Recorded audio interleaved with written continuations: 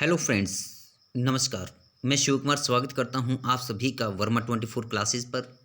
और आज हम जैन धर्म का पार्ट नंबर 2, जैन धर्म वर्धमान महावीर का पार्ट नंबर 2 लेकर के आपके साथ हैं। और इसके अंदर हमारा आज डिस्कशन रहेगा जैन धर्म के दर्शन और सिद्धांत। जैन धर्म के दर्शन और सिद्धांत ये डिस्कस करेंगे हम आज। और साथ में हम डिस्कस करेंगे जैन ग्रंथ, जो प्रमुख ग्रंथ है जैन धर्म के, उनके बारे में डिस्कस करेंगे। और जैन धर्म का जो आगे ये संघ है, जैन धर्म का जो संघ बनाया गया था भगवान महावीर के द्वारा, कैसे इन्होंने इसको 11 गणधरों में विभाजित किया, उन सभी के बारे में डिस्कस करेंगे। और फिर भगवान महावीर की मृत्यु के पश्चात, निवारण के पश्चात, कौन जो इस धर्म का या इस संघ का उपदेशक बना, उसके बारे में डिस्कस करेंगे। और साथ में हम जानेंगे कि विभिन्न महत्वपूर्ण तथ्य जो जैन धर्म से संबंधित हैं, जिनके बारे में यहाँ से क्वेश्चन पूछे गए हैं, उन सभी के बारे में डिस्कस करेंगे। तो चलिए शुरू करते हैं हम अपना आज का टॉपिक, जैन धर्म और उससे संबंधित महत्वपूर्ण तथ्य। तो देखिए, जैन धर्म के अंदर सबसे महत्वपूर्ण बातें क्या हैं कि जैन धर्म के 3 त्रिरत्न हैं। जैसा कि बौद्ध धर्म के अंदर हमने 3 रत्न देखे थे, क्या? बौद्ध, धम्म, संघ।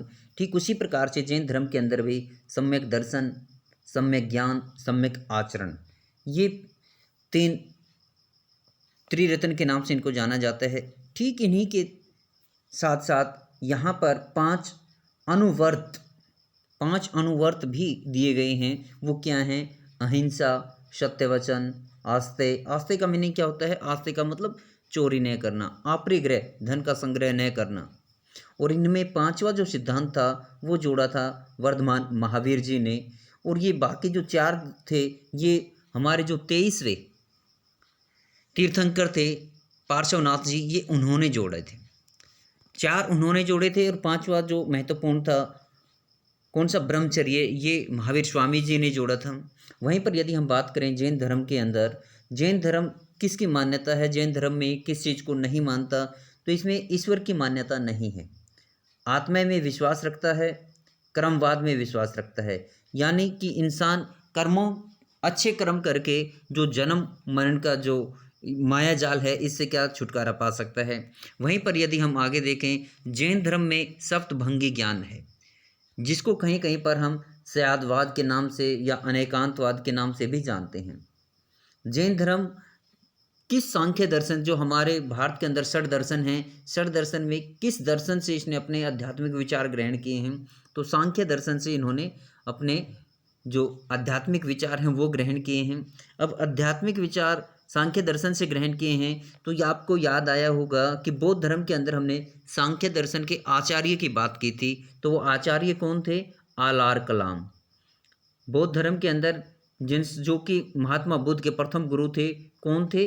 आलार कलाम, जो कि सांख्य दर्शन के क्या थे? आचार्य थे। वहीं पर यदि हम बात करें सांख्य दर्शन के प्रवर्तक के, तो वो थे कपिल। यहाँ पे देखिए, जैन धर्म को आश्रय प्रदान करने वाले विभिन्न राजाओं के बारे में यहाँ पे हम डिस्कस करेंगे।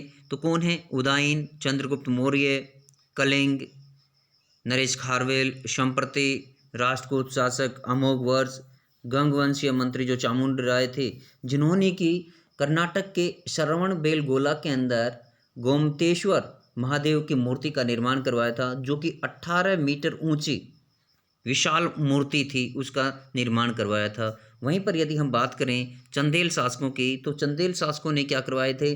जैन मंदिरों का, 5 जैन मंदिरों का निर्माण करवाया था चंदेल शासकों ने। वहीं पर यदि हम बात करें कि राजस्थान के जो देलवाड़ा के जैन मंदिर हैं, उनका निर्माण किन्होंने करवाया था? तो सोलंकी राजा थे विमल शाह। सोलंकी राजा कौन थे? विमल शाह। उन्होंने देलवाड़ा के जैन मंदिर, जो कहाँ पर हैं? आपके सिरोही के अंदर, माउंट आबू पर्वत पर हैं, तो वहाँ पर उनका निर्माण सोलंकी राजा विमल शाह ने करवाया था। अब इनसे संबंधित हम कुछ प्रमुख ग्रंथों के बारे में चर्चा कर लेते हैं। प्रमुख ग्रंथ कौन कौन से हैं? देखिए, धार्मिक ग्रंथ क्या हैं? देखिए, जो जैन धर्म से संबंधित प्रमुख ग्रंथ हैं, सबसे पहले तो ये ग्रंथ किस भाषा में लिखे गए हैं? उस समय भाषा थी जनता की प्राकृत भाषा। यदि यहीं पर बात की जाए कि जो प्रारंभिक जैन ग्रंथ थे वो कौन सी भाषा में लिखे गए थे, वो लिखे गए थे आपके अर्धमागधी भाषा के अंदर लिखे गए थे जो प्रारंभिक जैन ग्रंथ थे। लेकिन बाद में जैसे जैसे जैन संगीतियों का आयोजन होता है वहाँ पर आम बोलचाल की भाषा क्या हो जाती है, प्राकृत हो जाती है। तो प्राकृत के अंदर इनका क्या किया गया है, अनुवाद किया गया है। तो यहाँ पर देखिए जैन धर्म को जो मौलिक ग्रंथ है उनको क्या बोला जाता है, उनको बोला जाता है आगम। क्या कहा जाता है, आगम कहा जाता है। इसमें जो आगम हैं ये महत्वपूर्ण पुस्तकें हैं। इनके अलावा इसमें 12 अंग, 12 उपांग, 10 प्रकीर्णन हैं। यानी इन आगम के ऊपर जो टीकाएँ लिखी गई वो आपकी अंग को फिर आगे विश्लेषण दिया गया वो उपांग और प्रकीर्णन हैं। 6 छेद सूत्र हैं, 6 से आप छेद याद रख सकते हैं। 4 मूल सूत्र हैं, इसमें आप 4 अलग अलग वर्ण देख पा रहे होंगे, 4 मूल सूत्र शामिल हैं। ये प्रमुख जैन ग्रंथ हैं, जैन साहित्य हैं।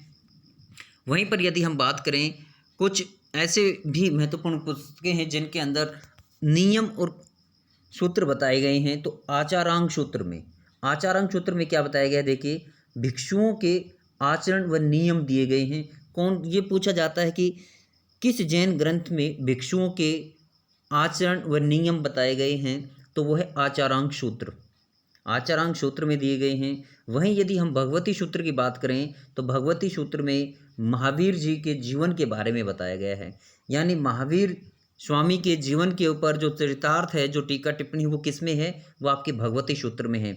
और यहीं इस भगवती सूत्र से आपको याद आया होगा कि जैन धर्म की जो पुस्तक है भगवती सूत्र, इसमें आपके 16 महाजनपदों का भी उल्लेख पाया जाता है। 16 महाजनपदों का उल्लेख हमें कहाँ मिलता है, जैन धर्म की पुस्तक भगवती सूत्र। और वहीं पर हम यदि बौद्ध धर्म की पुस्तक की बात करें तो वो कौन सी है, आपकी अंगुत्तर निकाय में भी हमें इनका वर्णन देखने को मिलता है।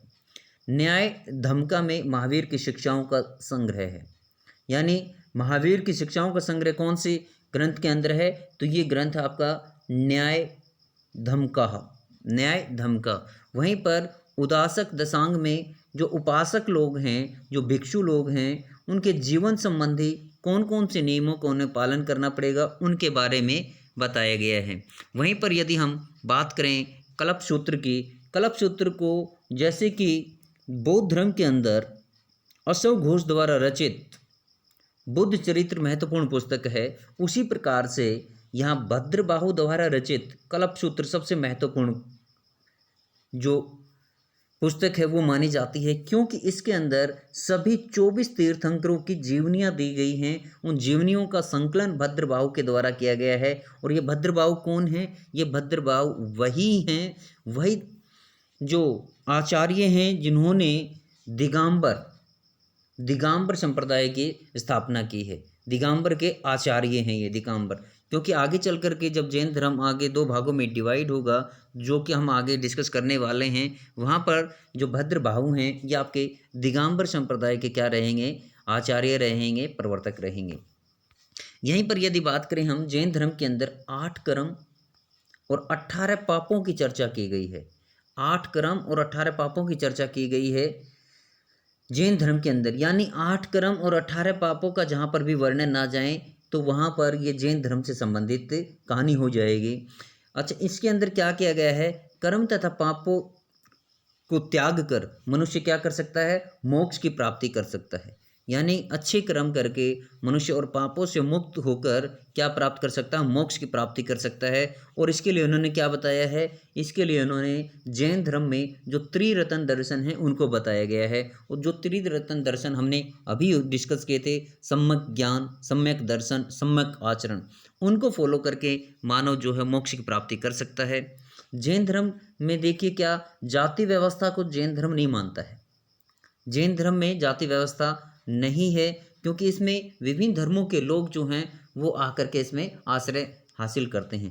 लेकिन ये मूर्ति पूजा में विश्वास रखता है, क्योंकि आगे चल कर के जब जैन धर्म 2 भागों में विभाजित हो जाता है तो एक धर्म इसको महापुरुष मान करके, जबकि दूसरा उसकी मूर्तियां स्थापित करके क्या करते हैं, पूजा करनी शुरू कर देते हैं, जबकि प्रारंभ में ये मूर्तियों के खिलाफ हैं। तो आइए अब चलते हैं, हम जैन संघ के बारे में डिस्कस करते हैं कि जो जैन संघ थे वो कैसे बने थे। देखिए, भगवान महावीर ने अपने जीवन काल के दौरान ही अपने धर्म को अपने संघ को कितने गणधरों में विभाजित कर दिया था, 11 गणधरों में विभाजित कर दिया था। और बड़ी विचित्र बात है कि इन 11 गणधरों में 10 गणधर के जो प्रमुख थे वो महावीर स्वामी के सामने ही उनकी मृत्यु हो गई थी। यानी ये जो गणधर बनाए गए थे, प्रमुख व्यक्तियों को गणधर बनाया जाता था, जो प्रिय शिष्य होते थे उनको गणधर नियुक्त किया गया था। और इन गणधरों के अंदर से 10 गणधर महावीर स्वामी के सामने ही इनकी मृत्यु हो गई थी। इनमें से केवल एक गणधर जो गंधर्व था वो बचा था, सुधर्मन। तो यहाँ पे देखिए, प्रत्येक गणधर को क्या काम दिया गया था, प्रत्येक गणधर को काम दिया गया था कि वो धर्म का प्रचार और प्रसार करे, वो उत्तरदायित्व सौंपा गया था। इनमें से केवल सुधर्मन अकेला ऐसा गंधर्व बचा था जो महावीर स्वामी की मृत्यु के बाद तक जिंदा रहा था। और यही आगे चल करके जैन धर्म का महाउपदेशक प्रथम थेरा, तेरा या विंश जो है वो बना था। ठीक है, तो भगवान महावीर को निर्वाण प्राप्ति के बाद संघ का जो प्रमुख था वो यही बना था, सुधर्मन। यही इसी ने आगे चल कर के इस धर्म को जो है काफ़ी आगे बढ़ाया था। और यही आगे चल कर के इस धर्म का प्रमुख उपदेशक या प्रथम थेरा जिसको बोलते हैं वो बना था। थेरा मतलब कौन होता है, जो घूम घूम करके अपने धर्म का प्रचार करता है, उस व्यक्ति को थेरा कहा जाता है। यानी थेरापंथी, तेरापंथी, विषपंथी, ये जैन धर्म से ही संबंधित प्रमुख शब्दावलियां हैं।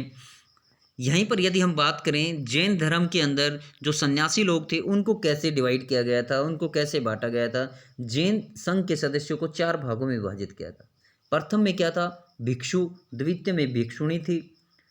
भिक्षु और भिक्षुणी कौन थे, ये भिक्षु और भिक्षुणी वे लोग थे जो कि साधु जीवन अपनाते थे, घूम घूम करके प्रचार करते थे, गृह त्याग करते थे। जबकि तीसरे और चौथे के अंदर क्या था, श्रावक और श्राविकाएं, ये वो लोग थे जो गृहस्थ जीवन जीते हुए जैन धर्म को अपनाते थे। ऐसे लोगों को श्रावक या श्राविका कहा जाता था।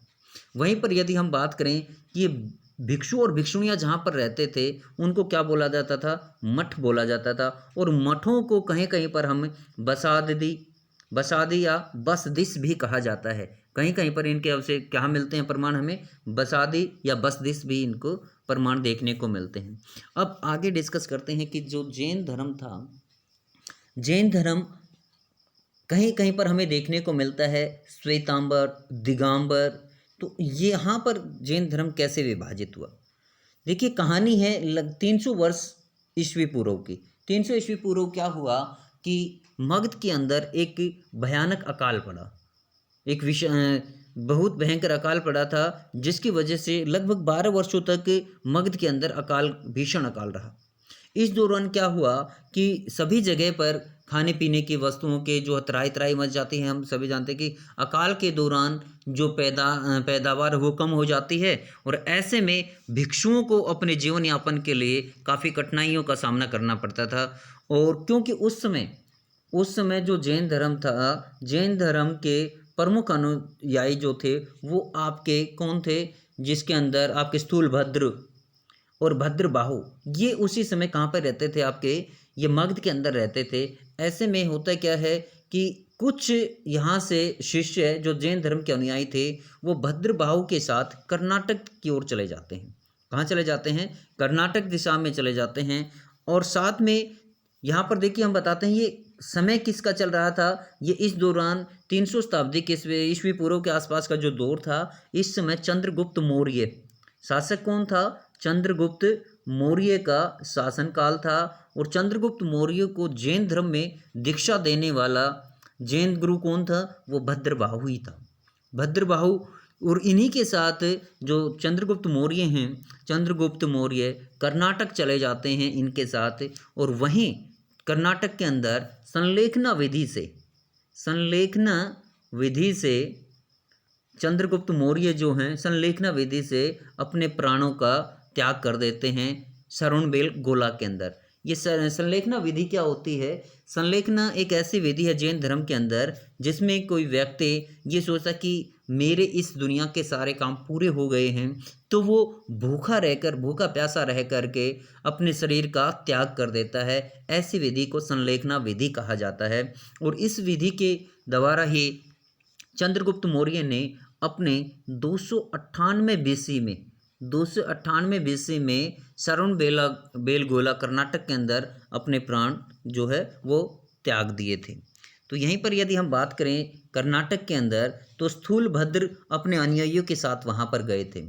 और यहीं पर कर्नाटक के अंदर क्या था कि यहाँ के जो गंग वंश के राजा थे, गंग वंश के जो शासक थे, उनका मंत्री था चामुंड राय। कौन था मंत्री? चामुंड राय ने जो गोमतेश्वर महादेव है, या हम कहीं कहीं पर इनका नाम महाबली देखने को मिलता है, इनकी एक विशाल मूर्ति का निर्माण करवाया था, जो कि 18 मीटर ऊंची मूर्ति थी।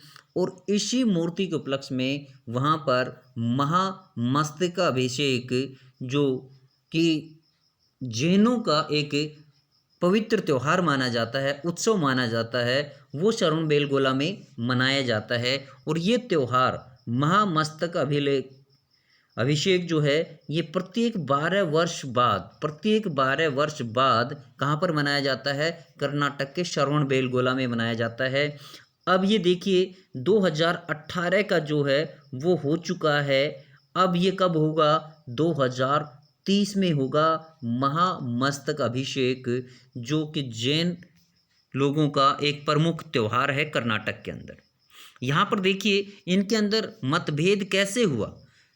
अभी तक देखिए यहाँ पर ये जो जैन धर्म है अभी तक विभाजित नहीं हुआ है। अभी तक अकाल के दौरान भद्रबाहु के 7 लोग वहाँ पर गए हैं। तो भद्रबाहु जब वापस लौटते हैं, भद्रबाहु जी जब वापस मगध लौटते हैं, तो यहाँ आकर क्या देखते हैं कि जो स्थूलभद्र हैं उनके साथ इनका गहरा मतभेद हो जाता है।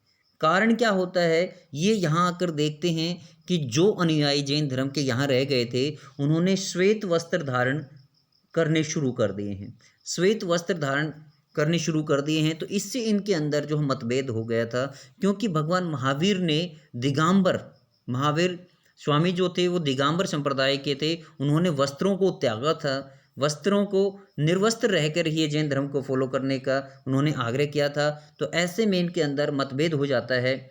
तो विचारों के मतभेद के कारण यहाँ पर क्या होता है? जैन धर्म 2 भागों में विभाजित होता है। तो इनमें 2 धर्म जो होते हैं वो कौन कौन से होते हैं? देखिए, एक होता है श्वेतांबर, जो कि जिसके समर्थक कौन होते हैं? स्थूलभद्र। यहाँ आप श्वेत से, जो श्वेत है, श्वेत से स्थूल यानी स को स से मिला सकते हैं। इस स को स से मैच करके आप इनको आसानी से देख सकते हैं। तो इससे आप आसानी से ये ट्रिक लगा करके इसको देख सकते हैं। जो श्वेत वस्त्रधारी थे वो स्थूलभद्र के समर्थक थे, जबकि दिगंबर जो थे वो भद्रबाहु के समर्थक थे। और ये महावीर स्वामी के द्वारा बताए गए मार्ग पर चलने वाले थे, उन्हीं को फॉलो करने वाले थे। जबकि इन्होंने सफ़ेद वस्त्र क्यों धारण किए? क्योंकि हमने अभी जाना था कि मगध के अंदर एक भयानक अकाल पड़ गया था, जिसकी वजह से अकाल के बाद क्या होता है, जब जीवन अपनी लाइन पे आता है, अपने डगर पे आता है, तो उस समय क्या होता है, बहुत सी महामारियां फैल जाती हैं। तो अपने शरीर को सुरक्षा प्रदान करने के लिए इन लोगों ने सफ़ेद वस्त्र धारण किए थे। तो इसलिए इनमें मतभेद होने की वजह से ये 2 भागों में विभाजित हो जाता है। जो कि दिगंबर जो थे, ये दिगंबर दक्षिण की ओर चले गए थे, और श्वेतांबर जो थे वो वहीं पर रह गए थे। तो इन्हीं विचारों के चलते जो हैं ये विभिन्न प्रकार की जो 2 भागों के अंदर ये डिवाइड हुआ, श्वेतांबर और दिगंबर के अंदर। अब हम जैन धर्म से संबंधित कुछ संगीतियाँ देख लेते हैं, कितनी संगीतियाँ हुई हैं। जैसे कि बौद्ध धर्म के अंदर 4 बौद्ध संगीतियाँ हुई थी। जैन धर्म में कुल 2 बौद्ध संगीतियाँ हुई हैं। प्रथम जो जैन संगीति थी वो 300 ईस्वी पूर्व में चंद्रगुप्त मौर्य के शासनकाल के दौरान ही हो गई थी। चंद्रगुप्त मौर्य के शासनकाल के दौरान हो गई थी। और उसी समय ये अपना जो जैन धर्म है ये 2 भागों में, किसमें? श्वेतांबर और दिगंबर में विभाजित हो गया था। इसकी अध्यक्षता किसने की थी? अध्यक्षता स्थूलभद्र ने की थी। स्थूलभद्र जो श्वेतांबर जैन धर्म के जो पाठ था उसके अनुयायी थे, उसके आचार्य थे, उनकी अध्यक्षता में हुई थी। कहाँ पर हुआ था? पाटलिपुत्र के अंदर इसका आयोजन हुआ था। इस सभा के अंदर क्या किया गया था, देखिए जो जैन ग्रंथ थे आगम, उनको अंगों में संकलित किया गया था, यानी इसके अंदर अंगों का संकलन किया गया था। वहीं पर यदि हम द्वितीय की बात करें, द्वितीय जो बौद्ध संगीति थी वो 512 ईस्वी में हुई थी। ध्यान रहे 512 ईस्वी में हुई थी, ये ईस्वी पूर्व में है, यानी लगभग दोनों के बीच देखा जाए तो 800 वर्ष का डिफरेंस देखने को मिलता है। और ये कहाँ पर हुई थी, ये वल्लभी में हुई थी। कहाँ पर हुई थी, ये वल्लभी के अंदर हुई थी। वल्लभी, वल्लभी कहाँ पे है, गुजरात के अंदर। और इस समय शासक कौन थे, इस समय आपके कुमारगुप्त द्वितीय, कुमारगुप्त जो सेकंड हैं वो इस समय शासक थे। और यदि अब हम इनकी बात करें कि इनकी अध्यक्षता किसने की थी, तो इनकी अध्यक्षता की थी देवर्धि या माने क्षमा श्रवण, क्षमा श्रवण भी कहीं कहीं पे इनका नाम देखने को मिलता है। तो इस बौद्ध संगति के दौरान क्या हुआ था, इस बौद्ध संगति के दौरान महत्वपूर्ण जो अंग थे उनका उपांगों के अंदर उनका रूपांतरण किया गया था। जैन धर्म से संबंधित ये कुछ महत्वपूर्ण जो संगीतियाँ थी वो हमने जानी हैं। अब जैन धर्म से संबंधित हम कुछ महत्वपूर्ण तथ्यों को और देख लेते हैं कि कौन कौन से। देखिए कर्नाटक का जो श्रवणबेलगोला है उसमें 10वीं शताब्दी के मध्य में महाबली के जो बाहुबली थे उनकी विशाल मूर्ति का निर्माण करवाया गया था, जो कि 18 मीटर ऊंची थी। किनके द्वारा करवाया गया था, गंग वंश के मंत्री थे चामुंड राय, उनके द्वारा इस मूर्ति का निर्माण करवाया गया था। और इसी के उपलक्ष्य में वहाँ पर क्या होता है, महामस्तक अभिषेक होता है, जो कि हर 12 वर्ष बाद, जो कि 2018 का हो चुका है, अब 2030 में होगा। वहीं पर कुछ महत्वपूर्ण बातें और हैं। देखिए दिलवाड़ा के जैन मंदिर जो राजस्थान के सिरोही में हैं, इनका निर्माण किन्होंने करवाया था, तो गुजरात के थे सोलंकी शासक।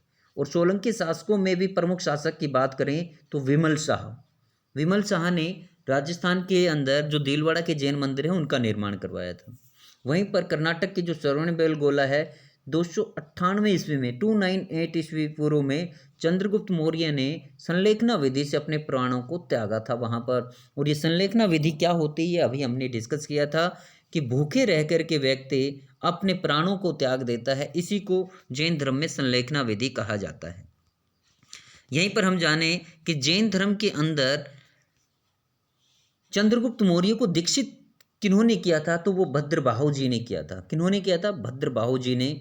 ये महाउत्सव जो मनाया जाता महामस्तकाभिषेक जो हमने अभी जाना 12 वर्ष बाद मनाया जाता है। और जैन धर्म का यदि हम प्रमुख कला केंद्र माने तो मथुरा को जैन धर्म का प्रमुख कला केंद्र मानते हैं। वहीं अगर यदि हम गांधार को माने तो गांधार जो क्षेत्र था वो बौद्ध धर्म कला का प्रमुख क्षेत्र था। बौद्ध कला क्षेत्र केंद्र का क्या था, प्रमुख केंद्र था बौद्ध कला का। तो ये संबंधित हमने इससे संबंधित कुछ महत्वपूर्ण क्वेश्चन जाने, और उम्मीद करते हैं कि किसी भी एग्ज़ाम के लिए ये आपके बहुत ही महत्वपूर्ण क्वेश्चन साबित होंगे। यदि आप इन वीडियोज़ को 1 से 2 बार देख लेते हैं तो इनसे बाहर आपका कोई क्वेश्चन बनने वाला नहीं है। और साथ ही हम अपने साथियों से अनुरोध करते हैं कि जो भी साथी चैनल पर नया है वो चैनल को सब्सक्राइब करें। वीडियो आपको अच्छी लगी तो वीडियो को लाइक करें, अपने साथियों के साथ शेयर करें। तो आज के लिए वीडियो में इतना ही। Thank you, have a nice day. Next video के अंदर हम डिस्कस करेंगे अपने शैव धर्म को, जो कि महत्वपूर्ण शैव